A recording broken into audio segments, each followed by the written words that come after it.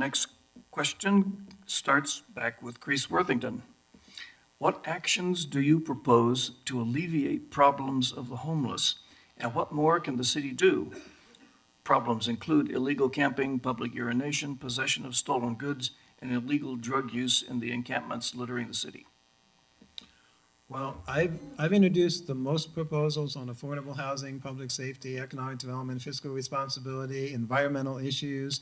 But I have to say, Councilmember Arreguín has introduced a whole bunch of more ideas on homelessness, and many of them very practical, common sense ideas. But the same way the City Council delayed or defeated my affordable housing proposals, they've also delayed or defeated most of his homeless solutions. Some of them are very simple, common sense. We have 35% of our police time going to mental health issues. We need to have mental health counselors dealing with that. We need a detox. We need navigation centers. We need restrooms. Councilmember Arreguín has blazed the trail for dozens of solutions, and the City Council keeps sitting on them and delaying them. We need to implement his visionary ideas. Thank you. Jesse Arreguín. Thank you. Well, first we need to recognize that this is not a Berkeley problem. This is a regional and national problem. And so we need to work with mayors and state and federal officials to address homelessness in a coordinated way on a regional level, and to lobby our state and federal representatives to increase resources for housing and mental health services, because those are areas where we need to increase investment in our community. But locally, there are many things we can do. Principally, we need to focus on housing first. Berkeley does a lot. We spend about $3 million in direct services on our homeless. We do not address the issue effectively. We need to invest in transitional and permanent housing, whether it's tiny homes, whether it's acquiring existing multi-unit buildings to create transitional housing, or whether it's something like the Berkeley Way Project, which I helped champion on the council. Housing first, as well as expanding emergency mental health services, such as our mobile crisis team, will make a big difference in addressing the issues on our streets. And around the issues of behavior and urination, we need bathrooms, we need storage, and we need places for people to camp rather than camping in our public spaces. Thank you. Naomi D. Pete. I think this is a very important and good question. I wonder myself as I come downtown, what do you do? How can you help the homeless, or what is it issues that can go about to make a change in Berkeley? And one thing to me, it seemed like you could discuss and get a discussion with these other cities that are allowing their people that are homeless to come into our city. So I think that just adds to it.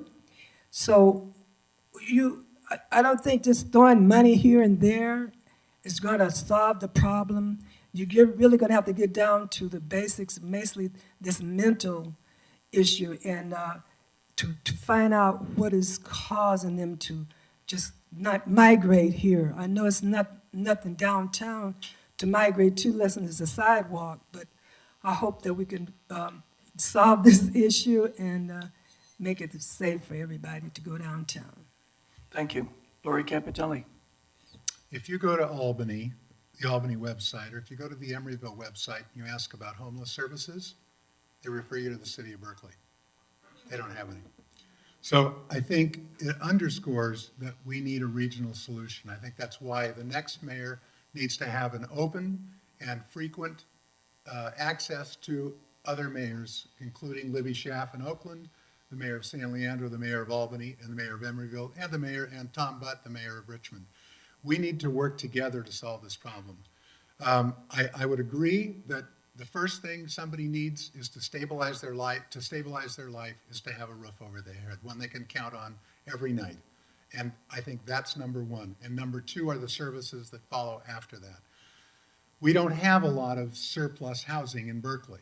In fact, we don't have a lot of surplus housing in the region. So we need to look for sources of surplus housing, and that means purchasing existing vacant buildings. I drove by a 21-unit building today in the McKinley neighborhood that had been abandoned for years. The city should purchase that building, rehab it, and put it back into service. Thank you. Ben Gould. So obviously there's not much disagreement here among us. You know, it's a regional problem that needs a housing first approach. I think the Berkeley Way project is a great start. But in the short term, we need to do more to help alleviate the problem while that Berkeley Way project gets built. Some of the new remodels in the BART Plaza and the BART station in downtown Berkeley are going to include public restrooms, which I think would help with the public urination and defecation problem we see.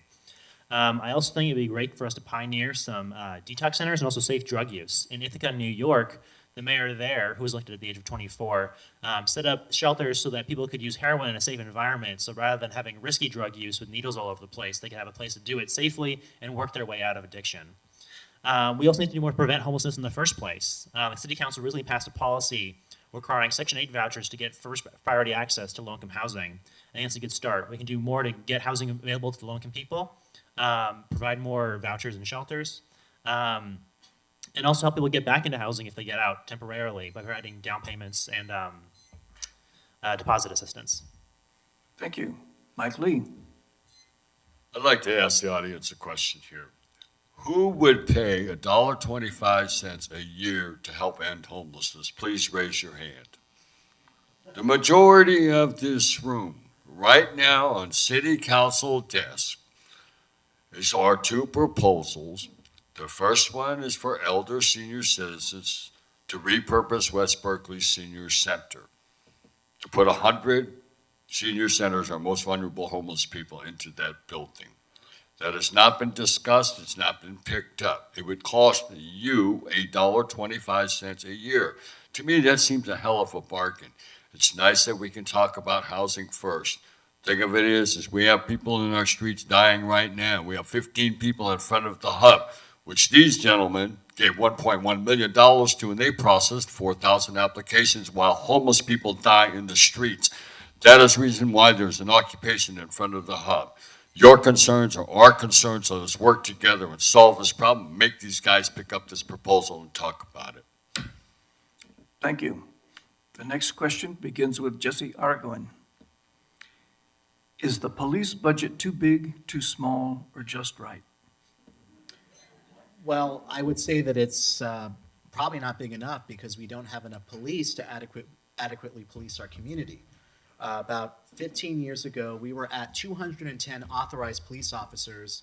We're now down to 176 authorized police officers, and that is not even the number that are actually on our streets. And as I said previously, we have one police officer patrolling a very large area of North Berkeley. We're seeing an increase in property crime. We're seeing an increase in sexual assaults. We're seeing an increase in robberies. And so we need to expand our police force to effectively address the issues of crime in our community, and to also get police on the streets walking the beat. I proposed, actually, at the City Council, that we actually have dedicated beat officers walking the streets in our downtown and other high crime areas to effectively address crime and to improve police-community relations. We have to recognize there are some very critical challenges nationally with regard to police-community relations, and by having a more community policing focus, we can help address those issues. Thank you. Naomi D. Pete. But I don't know if the budget is too large or too small. But I feel if you need more police, that we should work towards that, getting more police. I like the idea of police in the community also. Surely, if I can walk down the street without anything, no gun or what have you, surely you can walk down there with all the help you have behind you. But I'd like to say to the Berkeley Police, I've seen them in my area where I live in South Berkeley, off of Dwight Way in Sacramento. Now, I've just seen police roaming through the city, or even when I come downtown. So I think they're doing a pretty good job with what they do have. But if they need more money, more police, I think they should be properly approached and voted for. Thank you. Lori Capitelli. I would say it's a little too small. And we actually increased it when we passed the budget. The majority of the council passed a budget with an item that Councilmember Moore, who happens to be sitting in the back there, and I introduced, increasing the limit for sworn officers to 180 from 176. And one of the reasons why we did that was we're having a hard time maintaining 176. And that's because not as many people want to be policemen anymore as they used to be. Typically, when we would open up the academy for new trainees, 2,000 people would apply for 15 to 20 slots. The last time we opened up the list, 300 applied. And we set the bar very high for our police officers. Virtually all of our police officers have a 4-year degree. And so it's difficult to become a Berkeley police officer. I think in general, we have a great police force. I attended a workshop on implicit bias with officers. This was training that every officer now has received.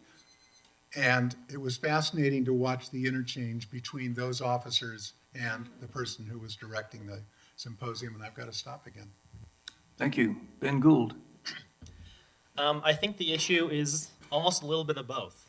We clearly need more people on our streets protecting our community because with the recent tragic shootings and homicides in South Berkeley, the recent increase in property crime in North Berkeley and the Hills, clearly we need more people fighting these crimes and issues. At the same time, more than a third of our police calls do go to mental health services, and so that might mean that we could reallocate some of our money from police officers to mental health specialists and make more money available for those additional people we need to fight real crimes like shootings and property theft. So I think it's a question of what services do we want and how can we best provide those services to the Berkeley community rather than do we just need more officers walking around with guns in our community to help keep us safe. Because I don't think that's the right solution. I think figuring out what we want and how to get it best is the right approach. Thank you. Mike Lee. Well, I don't think it's a question about whether or not we have too much, too little, the amount of money that we have in the police budget. I think it's more of a question about what do we require our police officers to do. Currently, right now, the police spend enormous amounts of time chasing homeless people. Is that what you pay these people to do? Chase homeless people or chase bad guys robbing a 7-Eleven? That's the real question. The other thing is, I believe, in fact, I am dead set against militarization of the police. It disturbs me greatly when I see police lobbying for weapons, tasers, this type of military weapon or this, or going to Urban Shield. Take that money from that you use in Urban Shield, put it into recruiting, put it into mental health workers, but let's have our policemen doing the job we pay them for. And let's stop about militarizing the police and buying them new and better toys. Thank you. Chris Worthington. I like the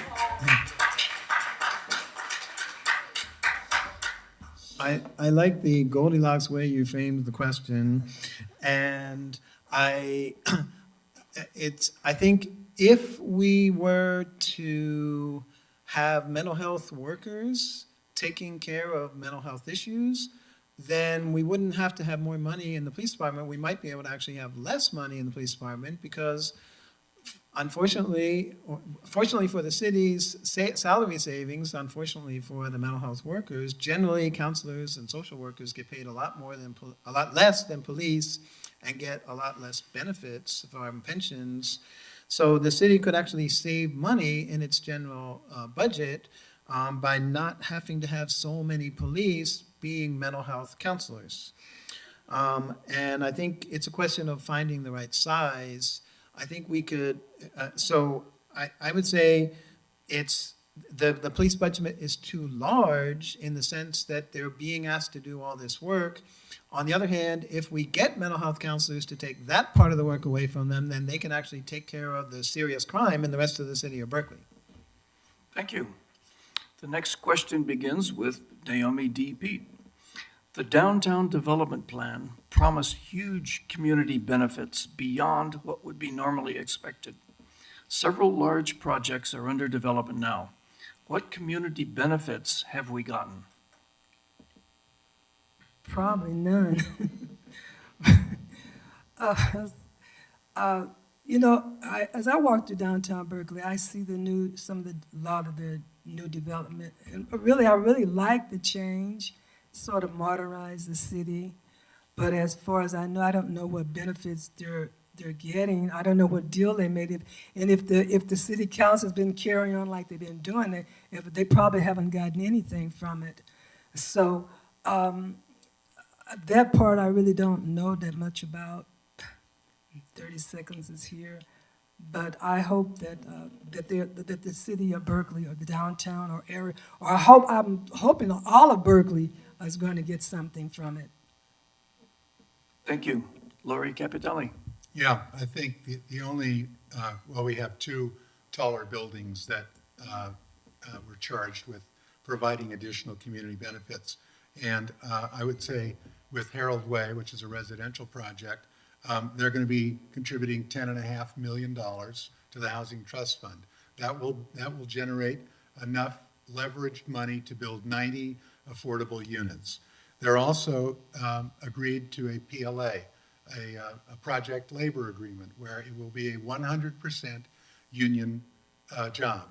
They also agreed to rebuild brand new 10 state-of-the-art movie screens because citizens of Berkeley said they did not want to lose the landmark theaters. So those are the three main things that are coming out of that. We also approved a new hotel in the downtown. That hotel is going to contribute $3 to $4 million a year in benefits to the city through the transient occupancy tax. Most cities encourage and want to locate hotels in their downtown because they pay the transient occupancy tax. Thank you. Ben Gould. I mean, first of all, I think one of the community benefits we're getting from the projects is the projects themselves. If I say we have a shortage of housing, we need more housing, that means more housing is a benefit to the community. And as a resident of downtown, I actually live across the street from Harold Way. I think it'll be great to have more people in downtown Berkeley helping drive more restaurants, more retail storefronts, more commercial activity, keeping the stores open later. I know we have a number of vacant storefronts in downtown Berkeley right now, and I'd love to see new businesses fill them up. And as Councilmember Capitelli was saying, there are additional benefits that more of the community would agree are benefits, including millions of dollars for subsidized low-income housing, nice shiny new theaters, project labor agreements, so we have more union jobs created, and the same thing for the hotel. They're guaranteed, they promised union jobs for all the hotel workers as well as for all the builders. They're opening a bar up on one of the higher floors that'll be open to the public with public open space as well, so you have a great view of downtown while enjoying a drink. And I think it's really exciting that we'll have all these new people coming in downtown and sort of revitalizing our city and bringing out this new energy and financial resources to the city as well. Thank you. Mike Lee. Community benefits. I think I learned something the other night from Councilmember Capitelli when we were at another forum. I think the number one community benefit, and probably the only one that comes to mind right now, is broadening the tax base. As Councilmember Capitelli pointed out, there was $10.4 million going into the Housing Trust Fund. That's quite a few cheeseburgers there. But I think on the flip side of the coin, there's going to be a lot of non-community benefit. I'm not a big fan of increasing density in downtown Berkeley. I think that the luxury hotel is I think we just gave that away by giving them $13 million. But as far as direct community benefit, I don't see a subsidies for small businesses downtown. Commercial rents will go up. I don't see the community benefit, except for broadening the tax base, which is going to create more affordable units of housing, hopefully. Thank you. Chris Worthington. I guess many politicians like to think they're superheroes and bringing lots of things to the people, but in my experience, in the real world, money talks. So the splurge of development that's happening in Berkeley, it's not isolated to Berkeley. It's happening to all the cities around us. So for us to think that some plan that we adopted is what's motivating people with a lot of money to come to Berkeley and spend their money, I don't think it's the plans that do that. I think it's the economy. And I think it's investment strategies. I think the hotel that was just mentioned is actually an example of us channeling the economic investment of corporations into actually doing things that benefit the city, because that decision was based on two pro formas by two different consultants, unlike the Harold Way project that was based on corporate giveaways of mega millions of dollars to one particular corporation, that the other four tall buildings don't get those corporate giveaways. It's unfair to the other four developers. Thank you. Jesse Aragon. So while we have gotten some community benefits out of the taller buildings in the downtown, there's some that we haven't received. Harold Way, which it will be a 300-plus unit development, the tallest building second to the Campanile in Berkeley, is paying $2.4 million less in fees for affordable housing because of a discount that the council majority gave that particular developer. They're not paying the percent for the arts fee, which will go towards funding arts and culture in Berkeley. So part of the problem is that the majority of the city council has negotiated discounts for favored developers, which have shortchanged affordable housing and other community priorities. I fought for many, many years throughout the downtown plan process for establishing a clear community benefits policy. And I helped co-wrote the community benefits policy that did result in the 10.5 million from Harold Way.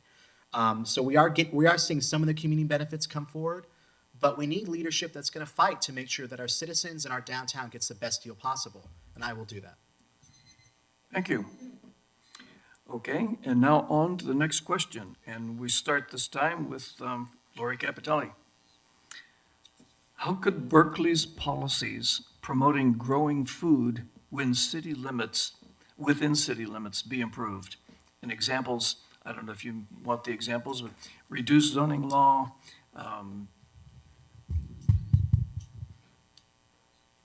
barriers to urban gardening. Anyhow, go for it. Well, I was just down this morning at Urban Ottima, which is 2 acres, a very exciting project that all of you will hear about in the next few months, and they're going to be having a ribbon cutting in a month. I think generally speaking, and this comes from an Italian whose Italian grandfather farmed a 50 by 100 foot lot in South San Francisco my entire life until he passed away. I think to promote urban agriculture in a city that has very little land is probably the wrong policy. And I will get lots of flack, I'm sure, from urban agriculture promoters, but I frankly think if you want to have a vegetable garden and grow your own vegetables, as my grandfather did, great, go ahead and do it. But I don't want to take residential property where housing could be built and turn it into farms that are selling produce to people driving into neighborhoods. Thank you. Ben Gould.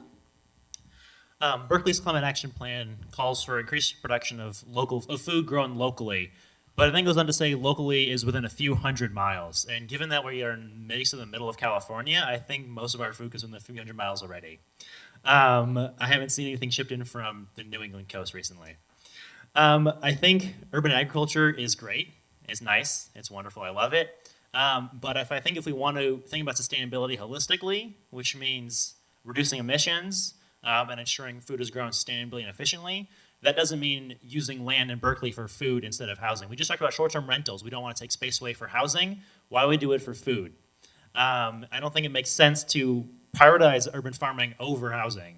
I don't have any opposition, however, to rooftop gardening. I think green roofs are an incredible, amazing benefit to the environment.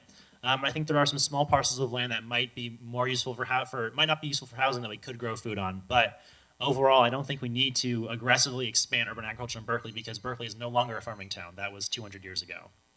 Thank you. Mike Lee. Oh boy, I'm going to get into trouble now. You ready to dock? I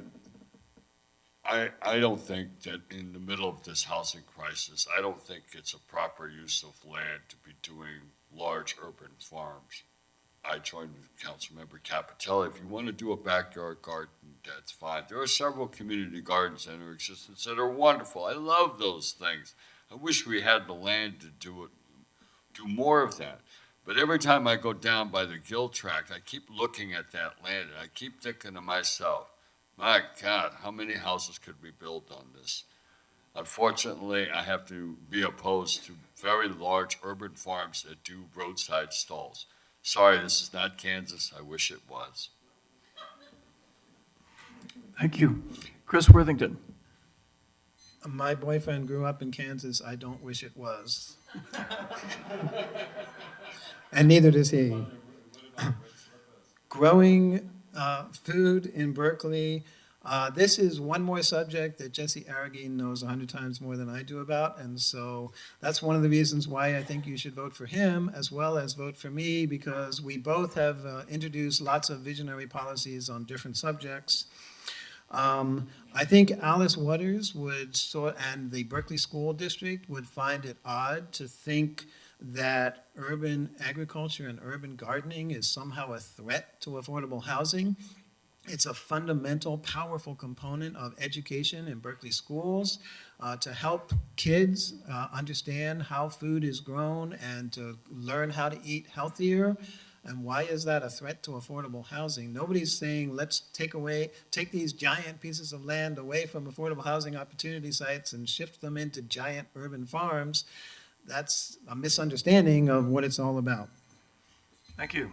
Jesse Arreguin. Well, I just have to respond to this false dichotomy that some of these people have created, that encouraging local food production, which is good for community health and resiliency, is somehow preventing us from addressing our housing crisis. That is not the case. We can do both, and as mayor, I want to ensure we do both. We have health disparities in our community by the basis of geography and by the basis of race. We have food deserts in parts of our city. Even though we're known as this great culinary community, cutting edge, there are parts of our city that do not have access to healthy organic produce. And so it's not a surprise that we see high rates of obesity and other health-related challenges in areas that do not have access to healthy food. We need to be a resilient community as well in the event of a natural disaster. So encouraging urban agriculture is not some crazy radical idea. It's something that is rooted not just in our climate action plan, but it's good for the health of our city. And I've actually introduced many pieces of legislation, one of which the entire city council adopted, to allow the sales and distribution of produce in residential areas. That is already the law of the city of Berkeley. I've also recently introduced a package of legislation to remove outdated zoning regulations that stand in the way of encouraging voluntary urban farming. We're not saying you have to do this. If you want to use your land, city or private land, to repurpose it for urban farming on a short-term or permanent basis, this legislation will allow it, and I hope we'll pass it and move Berkeley forward to addressing our climate action plan. Thank you. Naomi D. Pete. I think Berkeley tries to do too much with everything, really. But that doesn't sound like a very good idea to me, having urban gardens but you know, and you say about these people don't have healthy food. Maybe they don't have a good store in their areas, and in some of the areas the stores were taken away, far away. Because I remember when I was raised in West Berkeley, and we had a Safeway down there where the post office is now. So they've taken away a lot of the good stores and putting them up in another part of town. But I really don't like that idea, and I'm like Ben. I think there was 100 years ago to make it a farming city. Thank you. The next question, we'll start with Ben Gould. What are your 3 highest priorities in our city's climate action plan, and how will you make sure they are implemented? I love this question. God, so our, I didn't. I think that's a Rick question. So the climate action plan has a number of goals in it. I think the biggest one overall, of course, is addressing our CO2 emissions. Berkeley voters in 2006 passed Measure G, which called for an 80% reduction in emissions by 2050. And I think we've only made something like 9% of the way there. One of our biggest sources of emission is natural gas, which accounts for more than 36% of Berkeley's emissions of CO2 from residential and commercial buildings. We can phase it out by stopping new installations of heating, water heating, cooking, or dryer systems that use natural gas, and then figure out how to retrofit existing buildings or just build new ones that don't use it. Another big issue is transit and biking. Berkeley has more people who are interested but afraid to bike than any other major city in the country. And we can expand our bike infrastructure by building protected buffered bike lanes and make them more feasible. Thank you. Mike Lee. Well, as mayor, the first thing I'm going to do is I'm going to appoint Mr. Gould here, our environmental expert. I'm sure we can all agree, as part of my administration, to make sure that we're all being very environmentally friendly and hugging a tree every day. But quite seriously, though, the climate action plan is a good strategy. I haven't read it all. One of the things I would like to see, and people think I'm crazy for this, but I would like to see downtown turned into a pedestrian mall, basically to reduce the dependency on cars and people using cars continuously, sort of thing. I think that we need to look at, when we try to be environmentally conscious, is how do we also leverage that into a greater vitality within downtown, especially in a greater vitality within all of our neighborhoods. But Mr. Gold, you do have a job when I get elected November 9th. Don't you worry about not going to class tomorrow. Thank you. Chris Worthington. Well, I sponsored proposals for Berkeley to bring PACE programs to Berkeley to increase solarizing and energy retrofits in Berkeley, to have a plastic bag ban, to have a solidarity fracking ban, to bring community choice energy to Berkeley, to increase solar. And all of those programs have either been delayed or defeated by the city council, by the same parts of the city council that delayed affordable housing and homeless solutions. So it's tragic that they keep delaying all these things. There are 424 policies in the Climate Action Plan. What we need to do is to prioritize what is most cost-effective and what is most environmentally effective. We finally, after years of me asking for this, we finally got a report that shows community choice energy is the single most cost-effective climate reduction policy in that plan that could help us take a giant step forward. Berkeley turned it down. We had to go to Alameda County and get them to adopt it because Berkeley refused to do it. Thank you. Jesse Aragon. Well, one of the proudest votes I took on the city council was helping craft and adopt our climate action plan. It's a very visionary document that has many policies that will transform Berkeley to not only address climate change, but be an environmental leader. And Berkeley has historically been a trailblazer on environmental leadership. And as mayor, I want to continue Berkeley's forward-thinking environmental leadership in a number of ways. One, we need to address the energy usage in buildings. So community choice energy that Councilor Worthington talked about is something I've long supported. Some members of the council didn't support it. It will provide a cleaner energy option for Berkeley residents as an alternative to PG&E. I also think we need to look at how we can encourage existing and new buildings to meet even greener standards. Transportation, we need to invest in alternative transportation and expand our bicycle infrastructure. And zero waste, we need to expand our transfer station, promote composting and reuse. I want to see mandatory solar on new projects and look at how we can lead by example by solarizing city buildings. That's why I've been endorsed by the Sierra Club for mayor. Thank you.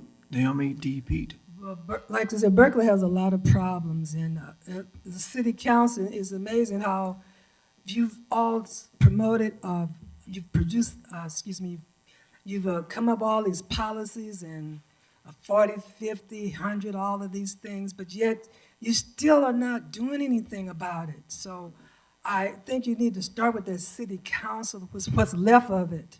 And I don't know, the mayors, you got some pretty good people up here, but the mayor's going to really have to work hard with the other council people and hoping that they can come to some conclusion on this issue here, which I don't know much about at all.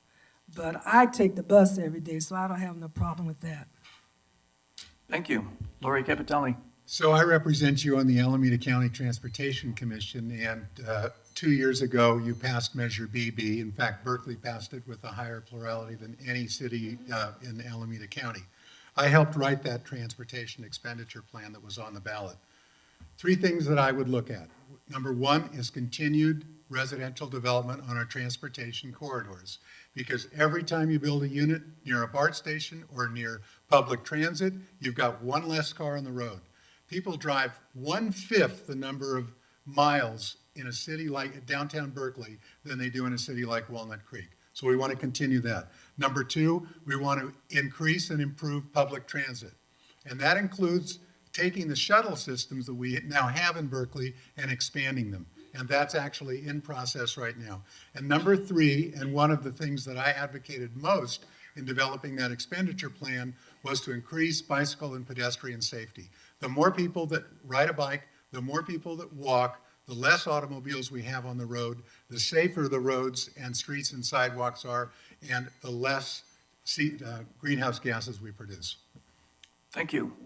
We've come to a time now where we're going to have the last question. And I know some of you have submitted questions that haven't been asked or haven't been asked yet.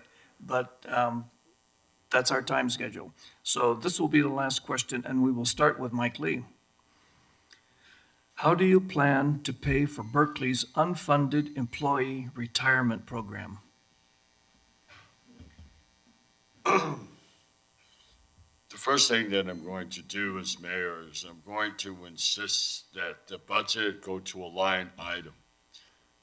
Each department is going to break down exactly what they're spending money on.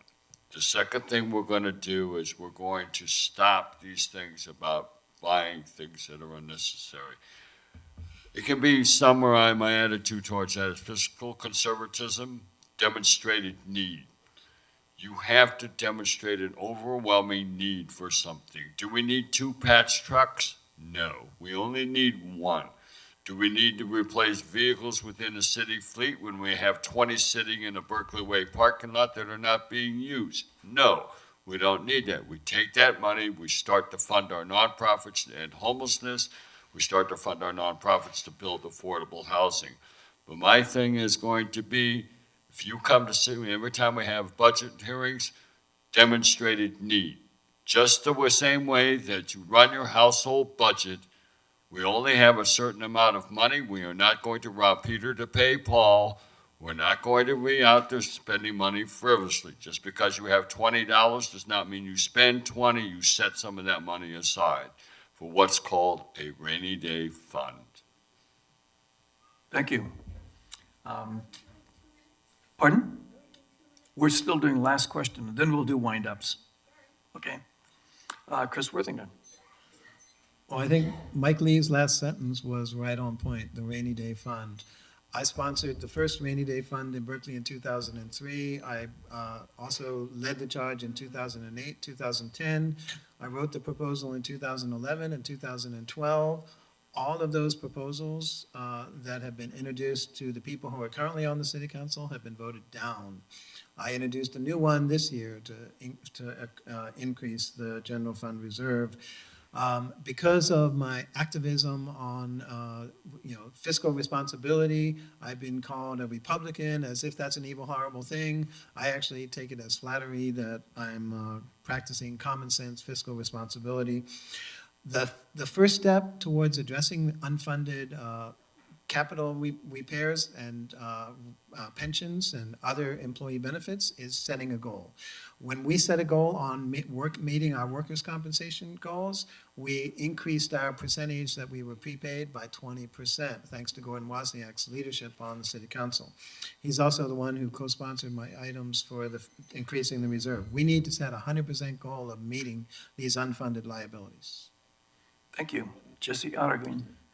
Well, I think there's several things we need to do to ensure long-term fiscal sustainability. One is we need more budget transparency. I think we need to move towards a program budget.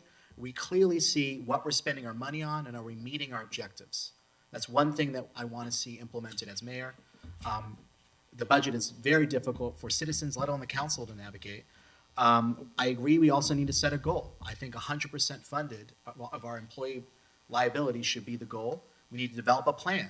I propose that we develop a fiscal action plan that will develop a long-term pathway to how we're going to prepay in advance, addressing our long-term employee benefit liability.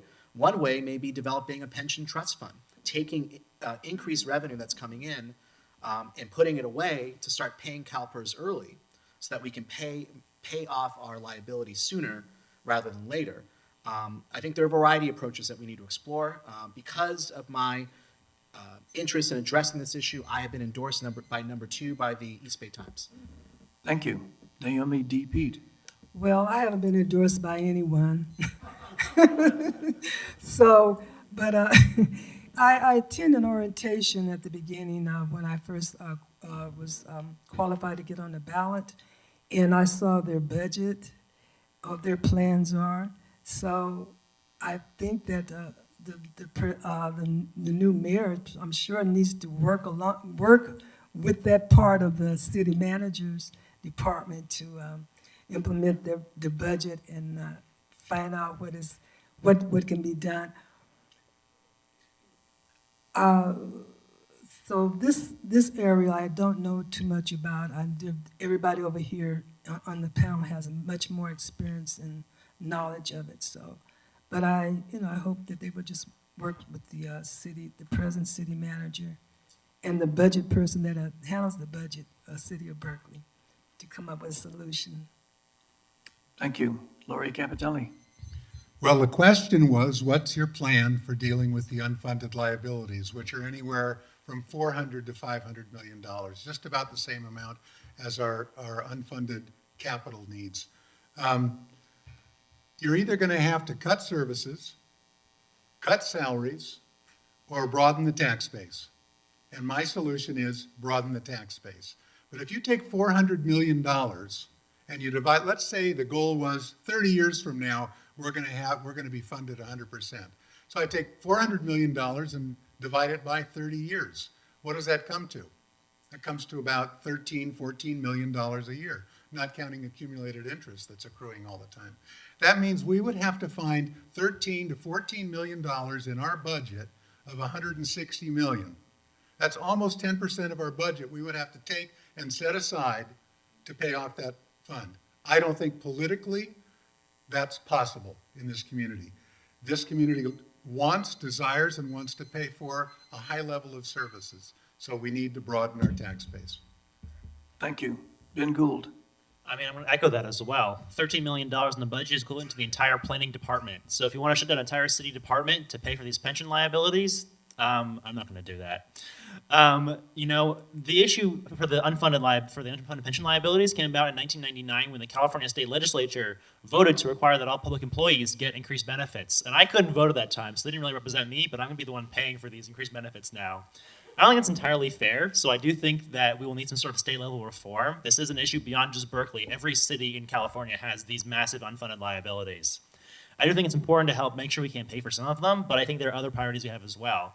And like broadening the tax base can help address some of these unfunded liabilities. I think parks and infrastructure are another very critical issue that we have unfunded liabilities on, with a much more direct impact on the health and well-being and welfare of Berkeley's residents and community. And the other option is to raise parcel taxes as well. That was one that Capitelli left out. We could just raise taxes instead of cutting services or broadening the tax base. But I don't think anybody wants to do that either. So politically, this is not a very popular question. Thank you.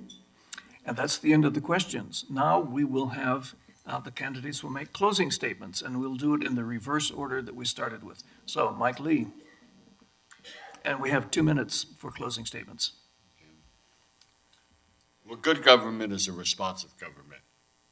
For too long now, the common complaint that I've been hearing from the communities that I walk through every single district is nobody answers the email, nobody seems to be able to pick up a phone, answer a phone call.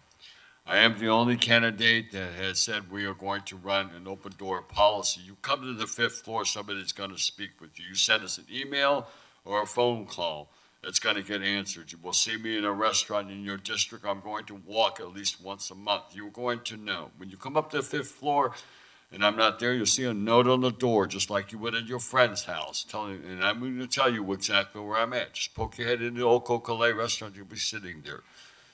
This city needs to be responsive to the community. You are the solutions. You have some wonderful ideas and concerns. We have incorporated each and every one of those within the campaign.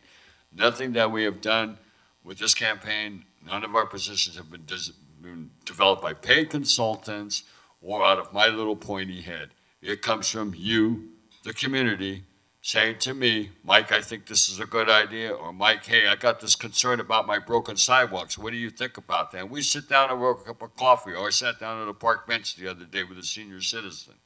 This is the reason why I'm part of Friends of Adeline. This is the reason why I'm part of Gray Panthers. Because we simply do not do this. We take words and put them into action, and I have a history of doing that in conjunction with Laura Capitelli. We will end homelessness with tiny houses. Thank you. Ben Gould. As a Berkeley native and a graduate student at Cal in public policy and environmental engineering, I think we can do more to address these pressing issues that our city faces. I'm currently the chair of the Community Environmental Advisory Commission. I have served in the UC Berkeley Graduate Assembly, the graduate student government. I worked at Lawrence Berkeley Lab, and I have 5 years of nonprofit leadership experience at Engineers for a Sustainable World. I'm running for mayor because I think we need to do more to address housing affordability, reinvest in our parks and infrastructure, and improve environmental sustainability. I'm the only candidate not on city council who has been endorsed by any city council members. I've been endorsed for second place by council members Lori Droste and Susan Wengraf. I think this says a lot because city council members have had the chance over the last decade or two to already address these issues, and I don't think they've done enough. The fact that I've been endorsed by current council members shows that I can work with city council to get these issues addressed and tackle these problems, and bring a new, fresh perspective to city council to really do that. I believe in a Berkeley that provides equal access to opportunity, promotes diversity of thought, and leads on social justice and environmental issues.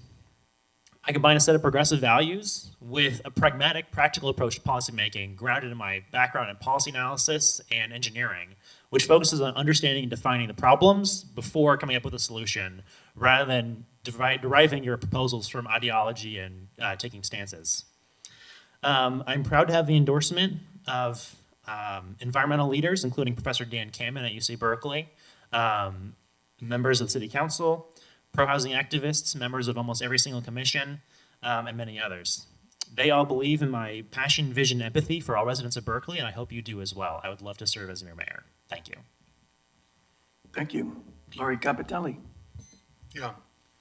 To meet our shared challenges, Berkeley needs more than promises and ideology.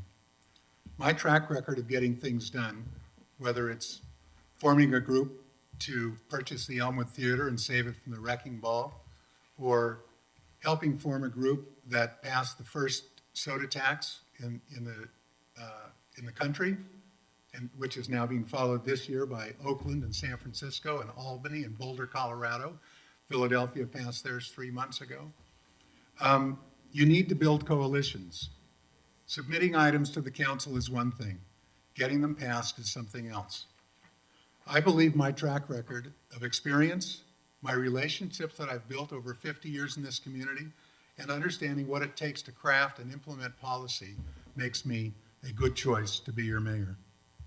I hope you will join Berkeley firefighters, police, the Berkeley Democratic Club, the League of Conservation Voters, and proven progressives like Professor Robert Reich, Nancy Skinner, Senator Lonnie Hancock, Mayor Tom Bates. I believe together we can build a prosperous and inclusive Berkeley for all of us. Thank you for being here tonight. Thank you. Naomi D. Pete.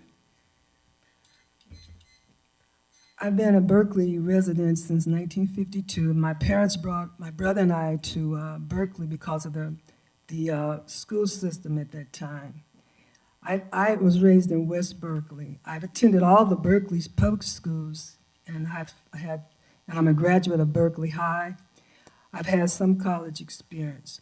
I've also I've worked for Western Union for 10 years in Oakland, and my family had a residential boarding care home for elders and for developmentally disabled clients, in which I was assistant administrator to my mother and father. I have no big name endorsers. But I do have 20 people that were good enough and kind enough to allow their signatures on the petition in order that I could get on the ballot. That was really my goal, just to get on the ballot. I love Berkeley, and a lot of people love Berkeley. A lot of people are gone. I'm still here, but that's okay. Berkeley could be a better place. I want it to be the best place in the city and throughout the state of California. And it would be a good place for a good woman image. And if you want to go there, I would say a good Black American woman, or some would like to say Afro-American woman. So I'm on the ballot. I may not have any experience as the others do, but I'm willing to and want to work with all that are concerned. And I want to work with all the neighborhoods, not just downtown, in the hills and places like this, to work with all our neighbors and all our people and have them to put some input and recognize and respect their opinions and their input. So I'm on the ballot, and I'm between Mr. Capitelli and Arkilinen. I can't pronounce his last name on the ballot. Thank you. Jesse, unpronounceable again. I'm running for mayor to make Berkeley work for everyone, from the hills to the flats, and to champion our community's shared values. This election is one of the most important elections in a generation, not only on the national level, but on the local level. And whichever one of us you elect will shape the future of this city for years to come. The mayor has to not only have the vision, but also the experience and the ability to bring people together to solve our shared challenges. I have the vision for an equitable future for Berkeley, where we address our housing crisis and our homeless crisis, where we improve our infrastructure and address fiscal sustainability, and where we address the issues of equity that divide our community. I have the experience. I've served this community for 14 years on the Housing Advisory Commission, the Zoning Adjustments Board, the Planning Commission, the Downtown Area Plan Advisory Committee, as a legislative aide to a member of the City Council, and for the last 8 years on the City Council, where I've authored over 300 different policies. And to get policies passed at the council, it takes 5 votes. I've been able to build coalitions with every single member of the council to help unite the council to address our shared challenges. That is the kind of leadership I will provide as mayor. And we need a mayor that will bring our city together to address these challenges. And I have a proven track record of doing that, to the point where former Mayor Shirley Dean and Gus Newport are endorsing my candidacy, 2 people that have historically been on opposite sides of the political spectrum in the city. They join Senator Bernie Sanders, the Sierra Club, the Democratic Party, the California Nurses Association, the Alameda Labor Council, SEIU, Democracy for America, Dolores Huerta, Danny Glover. Many progressive organizations and leaders have endorsed my candidacy because they believe I'm the best person to represent Berkeley's progressive values and to lead our city into a new era. I'd be honored to have your support. Let's work together to create a dynamic and equitable future for our city. Thank you. Thank you. Chris Worthington.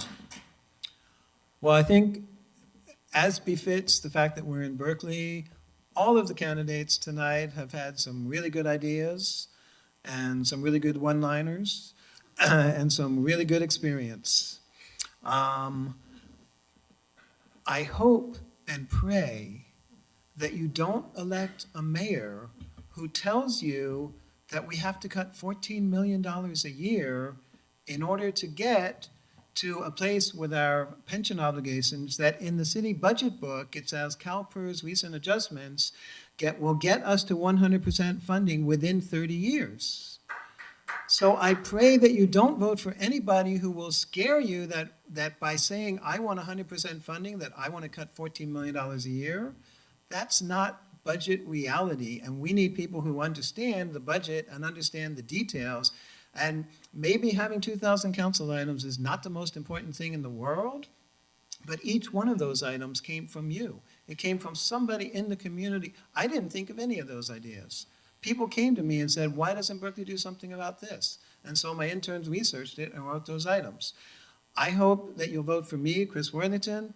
Equally importantly, I hope you'll vote for Jesse Arreguin. He's been an incredible, innovative leader on so many issues in Berkeley. Some of them he knows way more than I do. There's a few things I still know more than him, but I think he's catching up.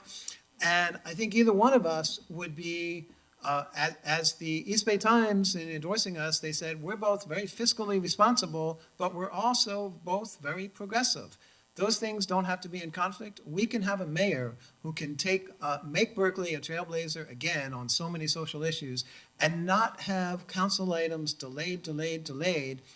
Actually work with all the council members, like I have negotiated hundreds of compromises and accomplished real visionary, positive, and practical common sense policy. Thank you.